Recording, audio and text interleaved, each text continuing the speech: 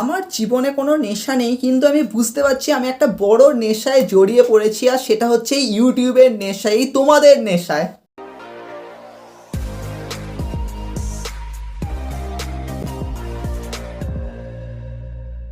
So hey guys, what's up and welcome to Shubham Dutta art tutorial.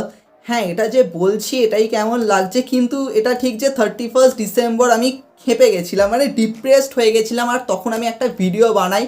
আর সত্যি মানে আমার মনে হচ্ছিল কেন করছি এসব, মানে 6 বছর ধরে এত কিছু করেছি, মানে আর ভালো লাগছে না, কারণ আমি সব কিছু করে নিয়েছি। যদি তোমরা আমার চ্যানেলের একদম শুরুতে যাও তাহলে তোমরা দেখবে আমি চ্যানেলকে গ্রো করানোর জন্য সবাই যা যা করে, হ্যাঁ হতে পারে আমি ওই রকমভাবে করতে পারিনি, তাই জন্যেই আমি রেজাল্ট পাইনি, কিন্তু আমি সব কিছু করেছি।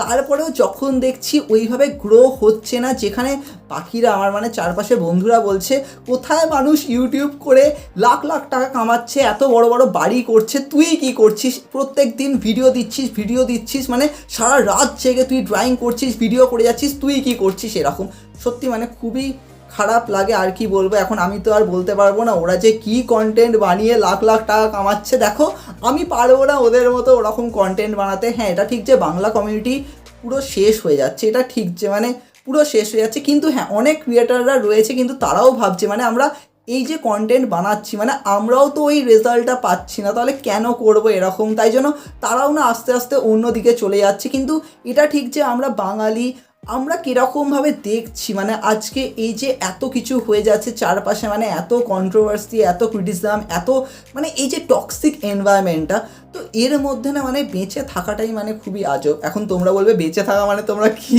মানে তুমি কি কথা বলছো? দেখো সত্যি বলতে গেলে এই সোশ্যাল মিডিয়ার অ্যারাউন্ডে যখনই তুমি ঢুকবে না, মানে তোমার তোমার মনে হবে তুমি একটা নেশার মধ্যে ঢুকে গেছো, তোমাকে এটা করতে হবে, তুমি একটা কম্পিটিশনের মধ্যে ঢুকে গেছো। আর আমি প্রথম 3 বছর এটা বুঝতে পেরেছিলাম, তখন মনে হয়েছিল হ্যাঁ প্রত্যেক দিন ভিডিও দেবো, কিন্তু আস্তে আস্তে আমি ক্লান্ত হয়ে যাই। আমার মনে হচ্ছে আমি সময় নষ্ট করছি না, কিন্তু আমার শরীরটাকে নষ্ট করে ফেলছি। মানে রাত জেগে এত ভিডিও বানানো, এডিট করা, সেই ভোর হয়ে যাচ্ছে, তারপরে ইউনিভার্সিটি যাওয়া, পড়াশোনা রয়েছে তার মাঝখানে, এই সব করা, তার মধ্যে আমাকে ভাবতে হতো যে এরপরে আমি কি করব, তারপরে কি ড্রয়িং বানাবো, কি টপিক নিয়ে ডিসকাস করব, অনেক কিছু চলতো। তার মাঝখানে ড্রয়িং কম্পিটিশান করেছি আমার চ্যানেলে, তার সাথে সাথে আমি অনেক সিরিজ করেছি, সেটা হতে পারে সামার ড্রয়িং ক্যাম্প, সেটা হতে পারে সামার অফ শুভম, তার সাথে সাথে টপিক অবজারভেশন অ্যান্ড স্টাডি, আমরা কত কিছু করেছি। কিন্তু তারপরে না মানে মনে হচ্ছে মানে এতটা টাইম লাগিয়েছি আর হচ্ছে না এরকম ব্যাপার।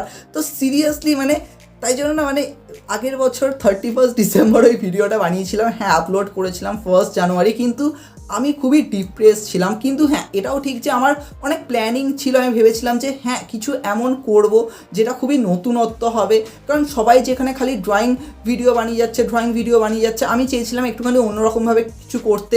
কিন্তু আমাকে সবাই এটাই বলছে আগে তুই তো চ্যানেলটাকে গ্রো করা, তুই তোর নামটাকে গ্রো করা, সবাই আগে চিনুক তোকে, তারপরে তো তুই এই স্টেপগুলো নিবি। তখন আমার মাথা গরম হচ্ছে, ভাই কী করছি এরকম। তো আমি ভাবলাম যে না, আমি একটা শেষ চেষ্টা তো সবাই করে, লাস্ট রান না, এটা কোনো রিটায়ারমেন্ট ট্যুর নয়, কিন্তু লাস্ট রান আমি নেব এই 2026-এ। হ্যাঁ এই 6 বছরে যা যা করেছি, যা যা অভিজ্ঞতা, সেইগুলো আমি এই বছরে দেব।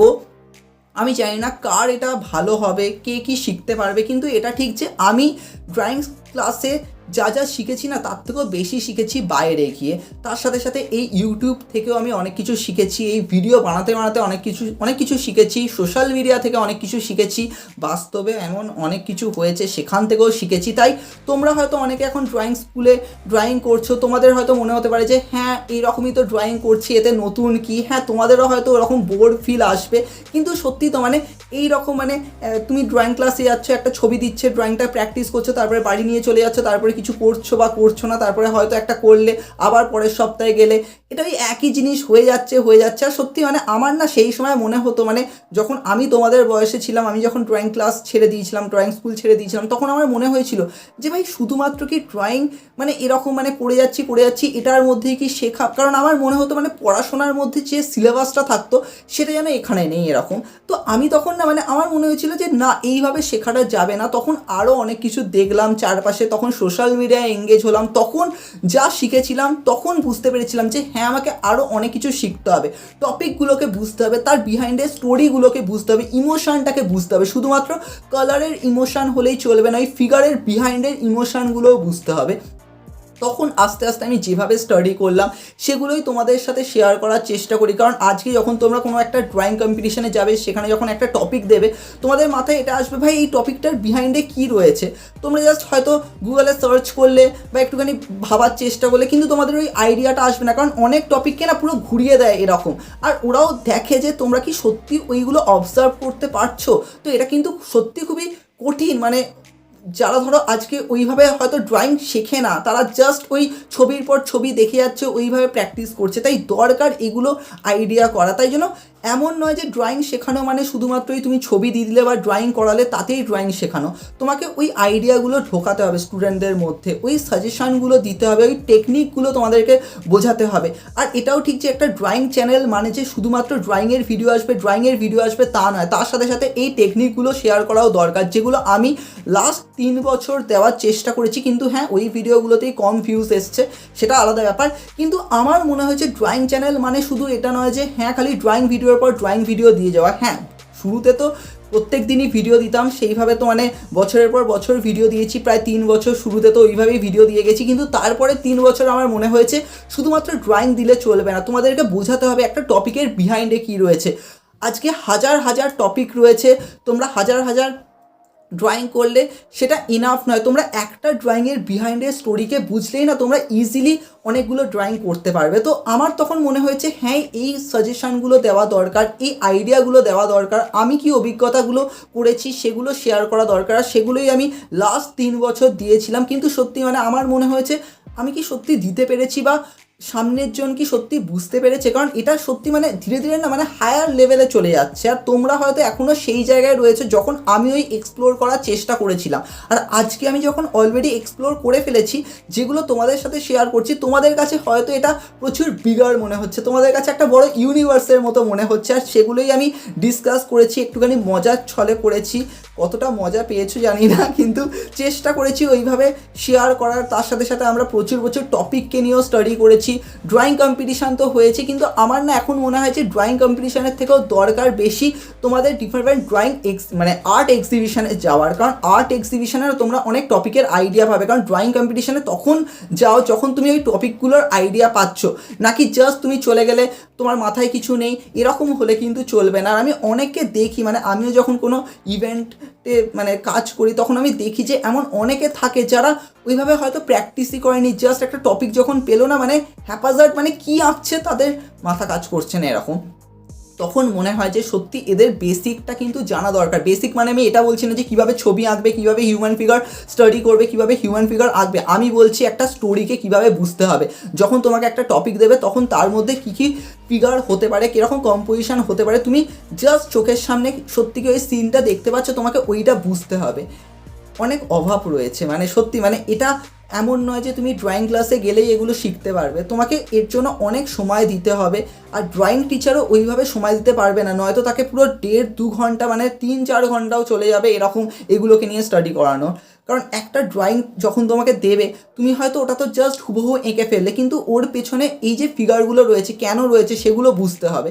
তো দেখো সত্যি বলতে গেলে আমার তখন মনে হতো যে হ্যাঁ ইউটিউবে আমি এরকম ডিসকাশান করেছি, তোমরা আমার চ্যানেলে গেলেও দেখতে পাবে যে হ্যাঁ আমি এরকম ডিসকাশান করেছি। কিন্তু সত্যি এই ডিসকাশানগুলো না মানে ইউটিউবে এনাফ নয়। যদি আমি কোনো ওয়ার্কশপ করতাম তাহলে ভালো হতো। হ্যাঁ আমি চেষ্টা তো করেছিলাম একটা ইভেন্ট করার, ইভেন্ট এক্সিবিশনের প্রথমে প্ল্যান ছিল কিন্তু সেটা হয়নি, প্রচুর খরচা যদিও, কিন্তু ওয়ার্কশপের প্ল্যান ছিল। তখন সবাই বলছে তুই আগে তোর চ্যানেলটাকে গ্রো করা, তবে দেখবি তোকে সুযোগটা দেবে।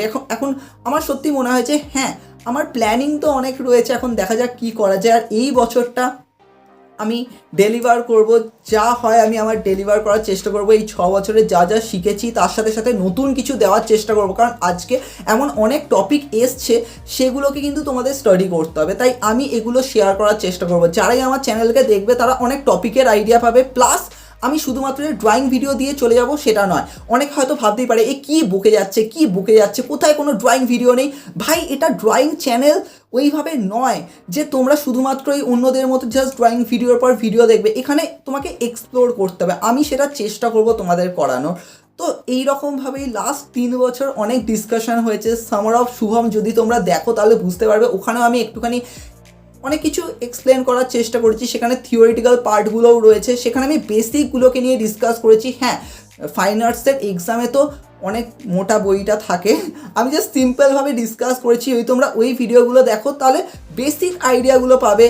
তো সেগুলো খুবই দরকার, কারণ সব কিছু তো আর মুখস্থ করলে চলবে না, কিছু কিছু আইডিয়াগুলো এমনিও রাখতে হবে। তো আমি ওগুলো শেয়ার করেছি। তবে হ্যাঁ, এই বছর আমি কি করব, দেখো এতক্ষণ ধরে কি ডিসকাশন করলাম, মানে সত্যিই পাগল পাগল লাগছে। আর কি বলবো, যখন ঢুকে যাই না তখন মানে পুরো ঢুকে যাই এরকম। আর চারপাশে যা হয় সেগুলোকেই তুলে ধরা, আমার অভিজ্ঞতাগুলোকে তুলে ধরা। কিন্তু হ্যাঁ, এবছর আমরা কি করব, দেখো আমি এবছর 5টা স্টাডি করব, মানে 5টা ডিসকাশন করব আমার প্ল্যানে রয়েছে। আমি ডায়েরিতে লিখেছি যে আমি 5খানা ডিসকাশন করব। প্রথমে আমি যেটাকে নিয়ে স্টাডি করব বা যেটাকে নিয়ে ডিসকাশন করব সেটা হচ্ছে নতুন নতুন টপিককে নিয়ে। কারণ দেখো আমার চ্যানেলে হয়তো অনেকেই আসে নতুন নতুন ড্রয়িং কম্পিটিশনের টপিক শেখার জন্য। তো আমি নতুন কিছু টপিককে নিয়ে ডিসকাস করব, তার সাথে সাথে কারেন্ট টাইমে এমন অনেক কিছু হয় তার সাথে কানেক্ট করে কীরকমভাবে তুমি ড্রয়িংগুলোকে করবে। কারণ এটা কিন্তু খুবই দরকার। কখনো ভয় পেলে চলবে না যে হ্যাঁ এই ছবিটা আঁকবো, যদি আমাকে মারতে আসে। না, তোমাকে মারতে আসে না, আমাকে তো অনেক কন্ট্রোভার্সি আমাকে ফেস করতে হয়েছে।